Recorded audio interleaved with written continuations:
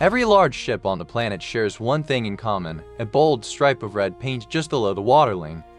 Is it camouflage? A warning signal? Maybe just tradition? None of the above.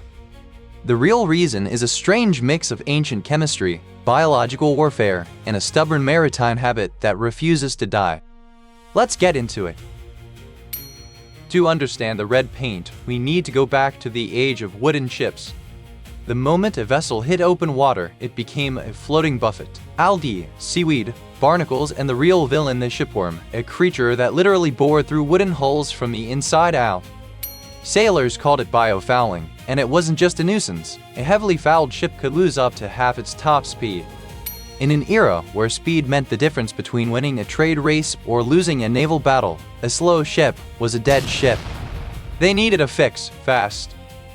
By the late 1700s, shipbuilders found one. They started nailing thin sheets of copper directly to the bottom of hulls. Copper, it turns out, is a natural biocide. In contact with seawater, it creates a toxic microenvironment. Barnacles won't stick, worms can't chew, and the ship stays clean and fast. Then the Industrial Revolution hit.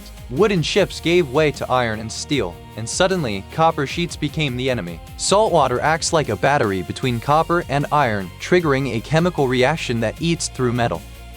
So instead of sheets, engineers invented antifouling paint, using the same active ingredient, copper oxide. And copper oxide? It's naturally a deep, rusty red. The iconic color wasn't a design choice. It was just chemistry doing its job. Here's where it gets interesting. Modern antifouling paint can be made in virtually any color. So why is the whole industry still using red? Part of it is pure tradition. Sailors are famously superstitious and maritime culture runs deep. But there's also a practical reason hiding in plain sight. That high contrast red line against a black or white hull creates a perfect visual reference point. It lets crews instantly see how deep the ship is sitting in the water. Critical for monitoring the plimsoll line, the official load markings that separate safely loaded from dangerously overweight.